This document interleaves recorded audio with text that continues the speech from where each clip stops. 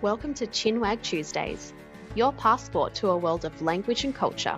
Hi everyone, welcome to another episode of Chinwag Tuesdays. I'm Amanda and today we have Karen, originally from Mexico, my first Mexican guest. It's very exciting. And she's been living in Perth, Australia for 3 years. Thank you so much for joining me today, Karen. Thank you. Thank you for having me, Amanda. All right, so I always get my guests to do a bit of a self-introduction just because it leads into the rest of the questions. So I did say you're from Mexico, a bit more about where you're from and what you're doing in Perth. Yep. So, my name is Karen. I'm originally from Mexico City. However, I grew up in a town which is 40 kilometers away from Mexico City. It's a different state.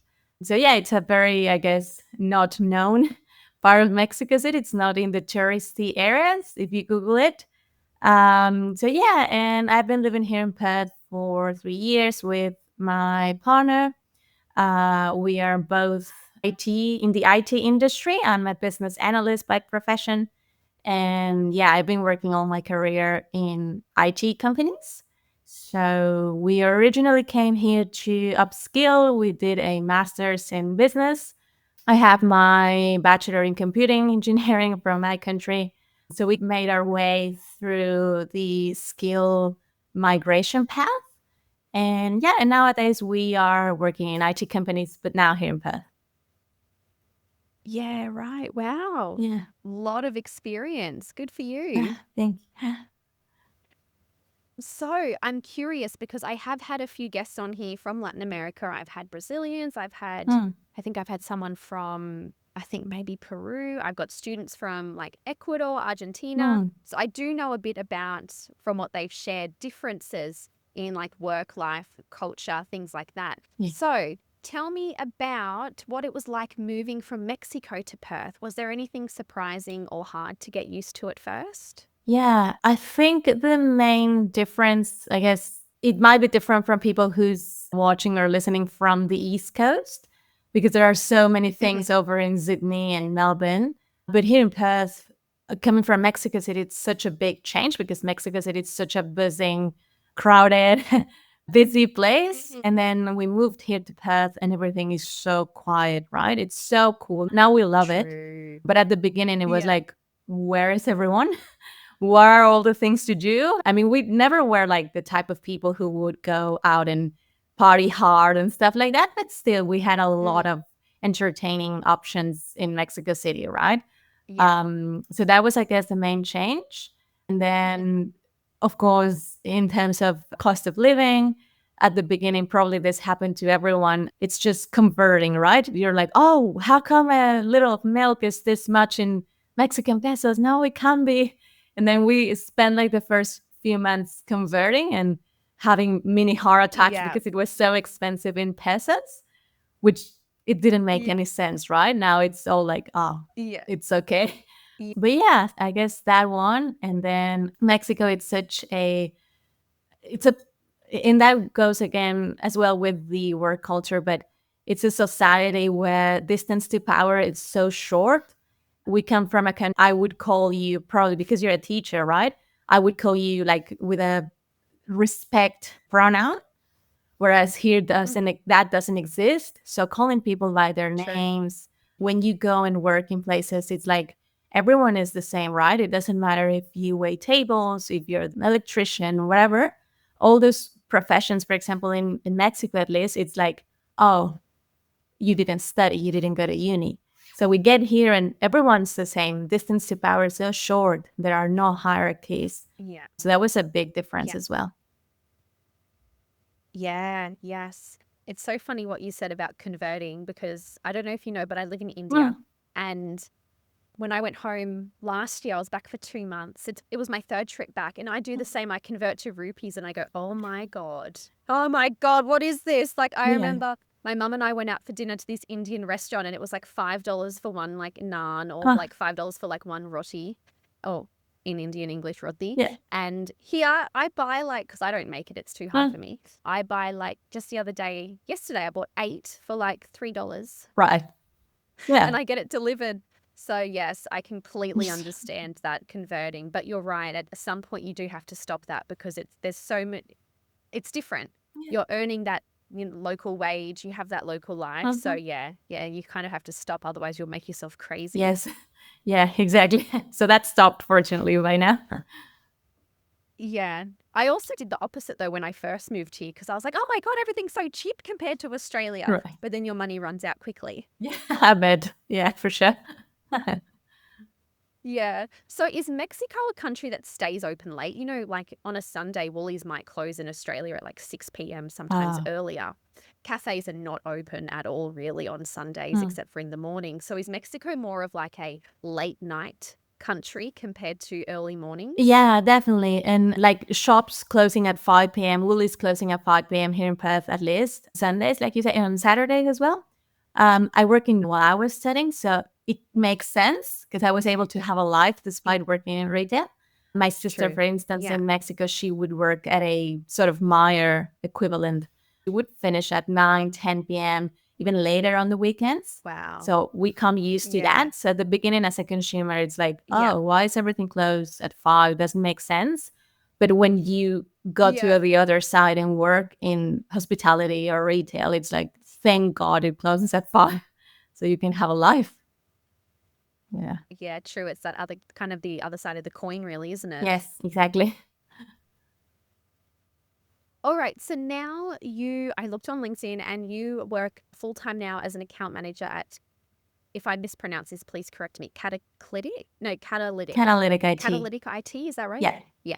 Catalytic IT. So tell us a bit more about what your job involves and what you enjoy most about it. Yeah, sure. I just started with them this last month. So I've been with them for a month, really. Congratulations. Yeah. And it's the company, it's a managed services provider. So basically, we run all the IT departments for our clients, which are mainly within the education, medical, and a bit of government space here in Western Australia.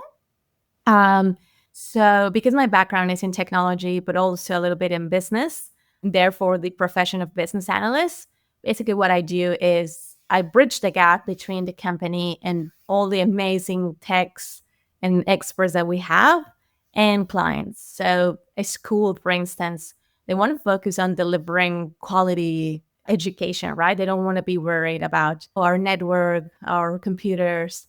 They just can't be bothered with that, right? So that's when our expertise comes into place. And my role is to understand what they need, understand the offer of the company, and just translate those needs and expertise into something valuable for clients. So that's why my background in IT helps a lot, because I get to understand, even though I'm not an expert in, I don't know, in making internet work at a school, I understand the basics of how it works, and I can deal with people and all of that. So yeah. Yeah, I like that. I think it's so important to have a job that gives you kind of purpose and that you really enjoy, because it's just so hard if you have a job that you're not happy at. Yeah, definitely. And it is also such a different work culture. Back in Mexico, I was working for a multinational company, also a tech company, where I learned so much as well. I can't say that it wasn't a good experience. I was there for a long time, but the work culture is so different here in Australia. It's again, because of that distance between power and those low hierarchies, it's so different. They expect you to be more autonomous, more this critical thinking, questioning everything, propose your ideas, being opinionated. So that was also a big change. Yeah. Did you find it hard to adjust to that when you come from a country where maybe they don't want you to be opinionated? It's like you just have to get your work done. Or in Australia, they encourage that critical thinking. But that's a skill learned in the education system, right? So that sometimes comes down to education too. So did you find it hard trying to adjust into that kind of work culture in Australia? It was different. I mean, luckily, while I was studying, I had a couple of different jobs, casual jobs. I was working at a restaurant, and I was also working at a retail store in Maya for a fashion brand. Yeah. So I got to get a glimpse of a little bit of how that worked. But because they were such independent jobs, right? At the store, it was more of, working as a team, but more autonomous. So really, it was more about just being there for people, more manual tasks. But I still got a glimpse of it And then the first company where I worked professionally, yes, it was a big change. Also because the startups and scale ups, at least here in Western Australia, it's such a big scene, right? You have a lot of entrepreneurs having these great ideas and turning them into big growing businesses. So the first company that I worked for, again, great people, great product. But yeah, it was definitely a change. I was at first kind of expecting to be told what to do, to be guided on maybe start with this, start with that. And that didn't happen, right? I had a very supportive manager and bunch of colleagues. But yeah, I found myself many times on my own asking myself, like, oh, should I be asking this? Should I be saying that? Right. So yeah, it was a bit confusing at the beginning. Yeah. And what other sort of cultural differences do you find or have you found between the work culture in Mexico compared to Australia? Yeah, I mean, at least in the type of companies that I've been working for, and again, this might be different for people working in large multinational companies in Sydney or Melbourne, but here at least, I think the work-life balance, it's big. And the respect that companies have for your time as well, it's different because people have so many things to do, right? They have kids, they have to pick them up from kindy, from daycare. So they have places to be, right, and things to do. So I think companies that I've been with, they're so supportive of that. Whereas in Mexico, it's like, I mean, I don't care. And because we are so, it's a country where family plays such a big role. It's very common that, I don't know, if you have kids, then, oh, my mom picks them up from kindy, from whatever. But here it's different, right? Family, yes, has a big role. But from what I've seen, it's so different. You're not usually leaving your kids with parents or people who have second jobs or casual jobs or study. So I think work-life balance, it's better. They understand more a little bit.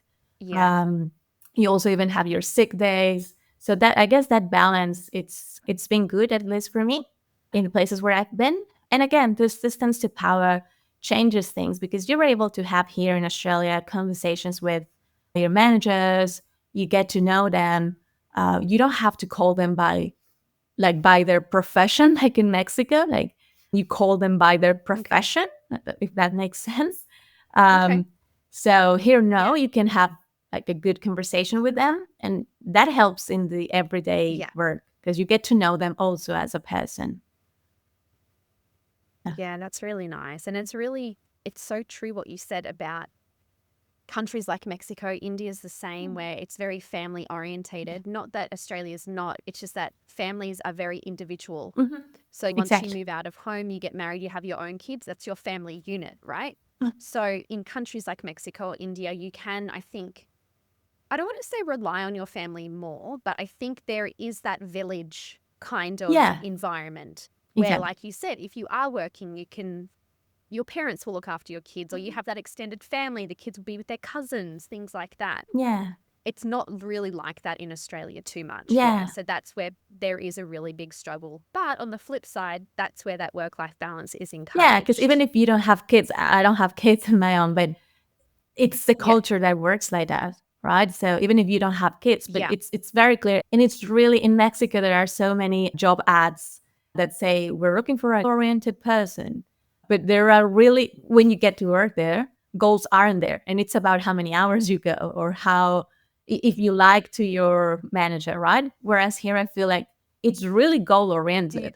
Like, you know what you have to do, and that you don't have to be told where you need to go.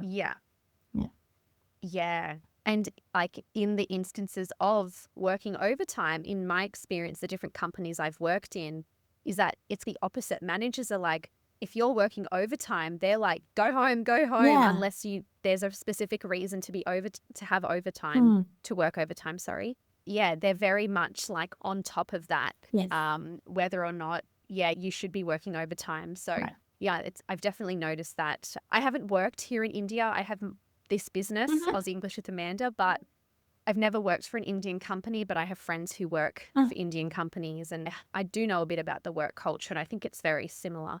It's all about, you have to stay until your manager leaves. So even if your contract says like 9 till 5, if your manager's not leaving until 7, Yeah. then you're there until 7. Yeah. Yeah. Yeah, that's really tough. I actually have this American friend. She got a job with an Indian company, and they were selling like chairs like this, like European style chairs. And I think they just wanted a white person to sell the chairs. Oh. So to be like, oh, look, European kind of thing, Right. exotic. But she had specifically stipulated in her contract that she wouldn't work weekends, because here it's normal to work Saturdays. Oh, yeah. She wouldn't work weekends, and she had her set hours. So she would be walking out the door at wherever it was, 5 or 6, whatever the time said. And her colleagues started to resent her for it. But she was trying to encourage them, finish on time, finish on Yes. time. Yeah. But you can't change a culture overnight. You can't change that. Yes. Yeah. Exactly. It's It's hard. Yeah. All right. So you also volunteer as an English tutor for new migrants. So tell us a bit about that. So why did you Yeah. decide to do that? And what's the experience been like? That's really cool. Yeah, so it's the Adult Migrant English Program. It's a national program from the Department of Home Affairs, and it's made for Yep. people who's been living in Australia under the refugee visas. So Okay. some of these students they're different ages, over 18 years old, but different ages, different educational backgrounds. Some of them do have like proper education in their countries, some others don't. In my case, I've been tutoring online, and I always liked, when I started learning English when I was in Mexico, I loved it. And for Yeah. many, many years, it was my hobby, right? Like I would come home and Yeah. just watch and binge all the content from the British Council Learn English website, and just watch all the mini series they did and learn English, something English, sorry. So all those things, I really loved them. So, and then when we moved here to Australia, we made friends with so many people who came here to study English. And in the end, they managed to do it, right? And they end up speaking English fluently. But I saw this struggle that it was for them trying to adapt and buy from the supermarket and basic stuff, right? So I thought, but still, they end up having like their communities, right? I've met a lot of Brazilians, for example, who usually rely on other Brazilians to get jobs at the beginning when they don't speak English. So they have like their circle. But in the end, it's also hard at the beginning, right? So I thought, well, for these guys, for instance, for these friends, it's easier because they have a big safety net, all these big communities. True. Whereas in this case, it might be people who literally escaped from their countries.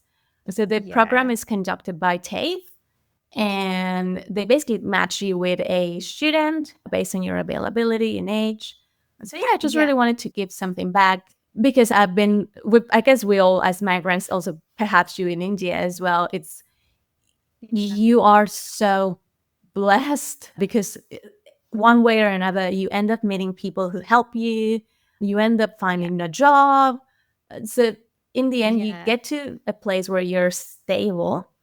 So I think it's only the right thing to give something back. And that program combines how much I loved, and I love still nowadays, learning English and helping, giving a little bit back. Yeah, that's incredible. I didn't realize that. I've heard of that program, but I didn't realize that the people who teach, like, there's volunteering opportunities. So for anyone interested, how can they go about volunteering? Is there somewhere on the website that they can volunteer, or how do you get into it? If you look for the AMEP, Adult Migrant English Program, on the website of Doha, you can find some more info. Here in Western Australia, it's conducted by North Metropolitan TAFE. So if you go on the website as well, you can check all the info. You have to go for a kind of information session. And from there, it's like, a lot of documents like police clearance, basic stuff that you don't really have to pay for anything. Yeah. And then all the resources are on the website. So you don't really have to plan the sessions, because they're aware that I'm not an English teacher, right? I haven't had the formation to be an English teacher. But I can follow the guide. And it's basically just like asking questions. My current student, she's a lady, she's a teacher back in her country. So she's able to introduce herself, telling me a little bit about her family, but her level is a little bit lower. So the sessions are Yeah. designed to be like, if I ask her, for instance, good day, or if I say her good day, then so she gets familiar with those Australian expressions. Yeah, so the basic vocabulary, and then Yeah. you start building your way up. Yeah. And so they give you the curriculum essentially that you work from. Exactly. Yeah, it's only 10 weeks. That's awesome. Yeah, and if you have Yeah. more time, you can also do it like go into the classrooms, Yeah. because they also have classes at TAFE at certain days of the week, Sure. like proper Yeah. classes. So if you have more time, you Yeah. can also do that. Yeah, wow. Oh, that's so interesting. I'm actually going to look into that for me Yeah. if I can, because I live so far away. Maybe I won't be able to attend any sessions. But anyway, yeah, I'll definitely, if anyone's interested, I'll put the link for that in the description of the episode, because I think that's a really wonderful opportunity. Yeah, definitely. Yeah, it feels great to give something back. Absolutely. Yeah. Thank you for sharing. That's so special. Now, you were saying just before about, let's use Brazilians as an example. There is that safety net of other Brazilians. There's a big Brazilian community, and if someone is struggling, they can turn to their community. So, in terms of adjusting in Australia, what about you? What helped you adjust to life in Australia with things like language work or even making friends? Is there, I don't know if there's much of a Mexican community. There's a Spanish speaking community. Yes. But yeah, what helped you? I think it's a big topic. I guess I'll try to not wander too much off. But in terms of Mexican community, yes, there is a small community here. I think the other day they were saying that it's about 500, 600 of us in Western Australia. Okay. But Yeah, all right, spread okay. all I was over, thinking right? Perth, but It's no, a this big, is all long. over WA. Yeah, exactly. And it's such a big stadium. Perth is Okay. such a big straight line. So they're all everywhere. We have had the chance to meet a couple. There is a lovely couple of Mexicans who helped us when we just arrived. She was a student as well at our same Beautiful. uni. So we've kind of kept in touch with them. They're really nice with us. We've had great opportunities to catch up. So we'd say that they are our main Mexican friends. Yeah. But yeah, the community organizes like events. There's like this big WhatsApp group where they post sort of, I just arrived, any tips? There's people who sell tortillas, like real tortillas and Mexican food. So it's that group where you find bits and pieces of, oh, I can find this food here. I can go to this market there. Yeah. So it's nice. But in our case, it isn't such a big community. Yeah. In terms of making friends, I don't know how it is on the other side of the country, but here at least, I think I'd say it's a little bit hard to make friends in Perth because you have such a big, probably it'll change once you become, I don't know, an Australian citizen, if that's your goal. But when you're a student or in a temporary visa, you run into so many people who are in the same boat, or you meet people who are on work and holiday visas. So they end up leaving, right? And it breaks your heart, but it also makes you stronger. My partner and I were working at a restaurant when we just got here. We had this very much loved friend, this guy from Spain and his wife. Yeah. They were really cool. We went on trips together. We shared so many things, but they ended up going back to Spain, right? So we still keep in touch. It's just that moment that really breaks your heart, right? Because you meet them. Absolutely. And in our case, for instance, we didn't know anyone else here, right? We don't have any relatives here, no one. So you start making friends and then they go because they go back to their countries because the visa expires, whatever reason they leave. So it's like, wow. So now after 3 years, it definitely teaches you that when you make a friend, when we've managed to make a friend, it's just living us like the best times we can and take every opportunity to hang out with them and cook for them and share everything because you don't know what's going to happen, right? So that gives you, yes, it's sad. And also because you kind of live the same, right? We left our country, we had to say bye to our families, our friends over there, or work. And then you come here, you meet them again, and you start building this, and then, oh, I'm leaving. It's like, oh, it's the eternal goodbyes, right? Yeah. So it's hard, true. but at the same time, it's good because it teaches you to live in the present and take advantage of any opportunity to spend good times with these friends that you make. Another thing important for us, it's been that we have our goal, which was upskilling, go back into our field in IT and stay, right? So that was our goal. And even Yeah. when there was hard times, because it's hard, right? You come from Mexico, you have your corporate job, your life, trips, and everything that you can have in Mexico, right? Like the middle class standards, you Yeah. meet them. And then you come back here and Yeah. you are humbled because you have to do jobs that you never thought you'd be doing, which are perfectly normal, right? True. It's fine. Yeah. But it's such a big change, right? Because you're like, at certain moments, I remember being at a restaurant and being like, why am I here? Or doing a couple of shifts at Yeah. a hotel in conferences, for instance. And it was people coming from companies to have these corporate lunches or breakfasts. It was like, what? A year ago, I was Yeah. having that corporate breakfast, right? And you still have to Yeah. get your hands dirty and do things. And it's great because I learned so many Yeah. cool things as well doing that job. Yeah. But there are certain days when you have like a bad day that it gets you like, why? So I guess in those moments, having Yeah. that goal very clear, it's what got me through. And I just, Yeah. Yes. Such an important point. I actually did a post about this on LinkedIn, I think yesterday? No, Friday, about sometimes you have to take a step back Yeah. in order to move forward. Yeah. Because like for me, I never taught English in Australia. Like I worked for an insurance company. I was a claims assessor.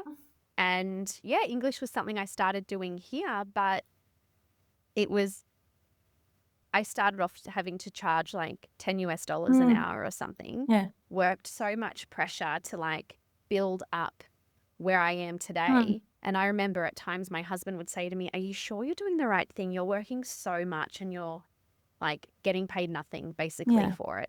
I was like, you got to work hard in the beginning, got to hustle in the beginning, and then, you know, Yes. it gets better. So I think, yeah, that's something that I think is applicable for anyone moving to a different country. It's really hard to try and have the same expectations for your job, for your position, especially if you are moving to study, for example, because you Yes. might have to do those survival jobs, let's say. I have a friend who calls them survival jobs. Yeah, you might have to do those while you are studying before you get a job in your field. So, yeah. But I can see why it'd be really hard on those days that you're mentally down and you start questioning every decision. Yes, exactly. But I think as long as you have your goal clear, like our goal was we really like Perth, we want to stay. We have something that we can give back, something that the state needs. So we want to make Yeah. it. So we have to hang in there. Yeah. Yeah, exactly right. Yeah. And so, what advice would you give to other migrants who do want to build a successful career and settle well in Australia? I think in first place, it's that being very clear on what you want to achieve. And if it's that you want to come and also live an adventure and, I don't know, learn English or study and do go back, it's fine. Just having that very clear in your mind. Like we've seen so many people who it's just like, oh, I don't know, I just see if I like or not. We respect it. Yeah. But in the end, I think having that clarity is what makes a difference. And Yeah. also being open to understand that this isn't Mexico, this is Australia. And yes, you're going to find Mexicans, you're going to find some things from your food, from your culture, but this isn't Mexico, right? And things are done in an Australian way, right? We've also seen cases of people who want to replicate their Mexican lives here. And then when that doesn't happen, they get very frustrated. But yeah, I guess understanding that this is a different country, that it's such a multicultural country as well, that you're going to have to adaptability, having that grit of saying, I want to stay. If that's the case, then I'm going to do what I need to do to accomplish what I want to do. And also, I guess, having the right advice, I guess, migration advice, because that also makes a huge difference between you wanting to do things on your own by reading in the website of the Department of Home Affairs and having the right advice, right? Really, really having that migration path built and tailored for you makes a difference as well, especially if you have this on-demand careers. in IT, in healthcare, education. I think if you have what the country or the state needs, it's important that you get advice, professional advice. Um, Again, we've seen this in groups of countries of, oh, my friend who's also from my country did this, so I'll do that. But maybe it doesn't apply to you, right? So getting the right help, the professional help, it's important. And yeah, I think it's especially that part of understanding that you're in a different country, it's important because that also helps you to live the full experience, right? It's lovely when we hang out with our Mexican friends. We love being able to speak in our language. They understand our jokes, right? Almost the same background. So it's great. But it's also great when we hang out with our Sri Lankan friend, for instance. She's such a lovely guy and she teaches us. We didn't even know where Sri Lanka was. Like when she told us, I'm from Sri Lanka, I'm like, man, let me just Google that because I don't know, right? We don't hear about Sri Lanka in Mexico. So that's cool, right? So if you're not open to that and you stick to, I guess, your community, then you don't get to know that, right? So now I've discovered that I love Sri Lankan food, for instance. But if I hadn't opened myself to that, then I wouldn't know.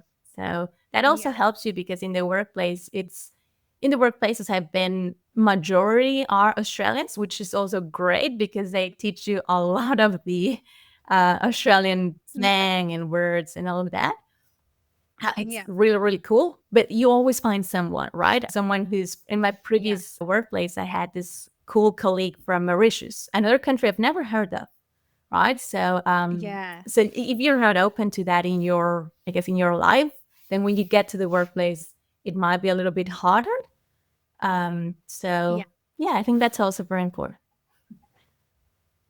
Yeah, you know what? So one thing that has been so consistent with different migrants I've spoken to over the last couple of months for this podcast is exactly what you've just said, is that try not to stay in your community and try not to just replicate your life from your country in Australia.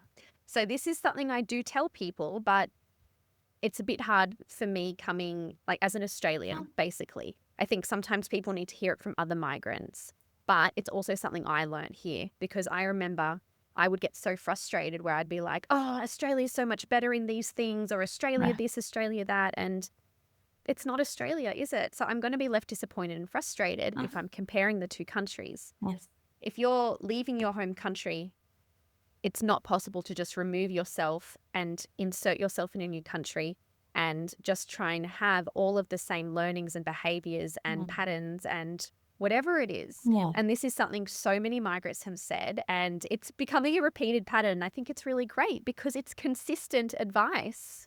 Yeah, definitely. And also because you change so much. I was just discussing that with someone at work, and I was telling him, like, I work in that restaurant here 2.5 years ago. It isn't that much in terms of the number of years, but I feel like it was 10 years ago, right? Like it's like dog years. Like I feel this 3 years, it's already 21 years that I've been here because you change so much and you learn so much. You see so many different people that you're not the same as well. The one that left, it's not the same that's living here now. So you also get to need to adapt to that new version of yourself, I guess. Yeah, exactly. No, 100% agree. Yeah. So how can people contact you if they want to learn more about what you do or just have a chat? Yeah, I'm on LinkedIn.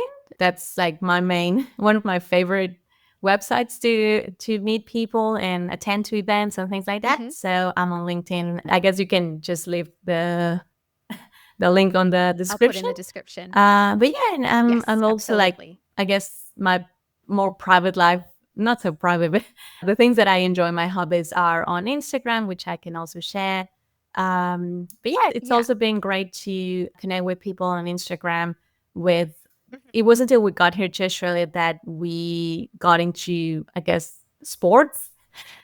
We met this amazing, it's such a nice place, at least here in Perth, that you have so many places to go for a run, to go and ride your bike, right? So many gyms, running clubs and things like that. So it is on Instagram where I share a little bit more about that. Yeah, it's been it's also been a really important part for settling in, at least in Perth. Yeah. My sister lives in Perth, and I was there last year. I went just for 4 days, and I went to Rottnest Island, or I think they call it Rotto. Yeah, Locals call it Rotto. Rotto. So I visited there. But yeah, I really like Perth. Very different to the East Coast. The Yes. landscape, the scenery, so dry. The red sand Yes. on like footpaths. Like I Yeah. just couldn't believe it. 100%. It's so So different. strange compared to the East. Yeah, we were in Melbourne in January for a quick 1 week holiday, and it's so different. We loved it, right? So many different museums. Coffee is really better in Melbourne, and in general food. I thought it was a myth, but it's actually good. Yeah. But it's not the same. Like it depends, right? But because we come from a city, we like Perth because it's calm. Right? So it's so isolated that you get to see like so many different things that we didn't see, for instance, in Melbourne or in Sydney. So they're great cities as well. But yeah, I guess Perth allows you to have more quiet life. Yeah, absolutely. All right. Well, Karen, we'll finish up here. Thank you so much for joining me today. It's been so lovely getting to know you and learning more about your experience in Australia and your journey. Thank you. Yes, I had a good time too.